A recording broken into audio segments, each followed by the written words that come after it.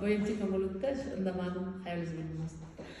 Bugungi konsultatsiyamizdan nima insightlar oldingiz? Haqiqatan kelgan holatingizga nisbatan chiqib keta oldingizmi shu holatlardan? Masalan, qo'rquv bilan ishladik, bolalik bilan ishladik. Onangizdagi qo'rquvlar sizdan yashab o'tayotgan jarayonlaringiz bilan ishladikda. Kelganimga nisbatan hozir yengil. Ozgina emas, ancha yengil. Ancha yengilsiz. Qo'rquv, xavotir ketdimi o'zi? Yengillik. Bora. Yengillik bor.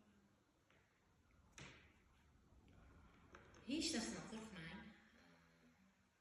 Homilador bo'lsangiz ham mana qo'rquvlarni chiqarib tashladik, sabablarni ko'rdingiz. Inson ongini foydalarini topdik. E'tibor qilgan bo'lsangiz, juda salgina ko'proq ishladik. O'zingiz ham mana onadan olish kerak bo'lgan mehrni, turmush o'rtoqdan olish kerak bo'lgan mehr e'tiborni siz homiladorlikda, ya'ni ugrijayshi davrida kasalxonada yotib olgansiz. Ya'ni bu ongingizda foydalari. Ya'ni shu orqali siz mehr, e'tibor bilan to'yinib yashagansiz.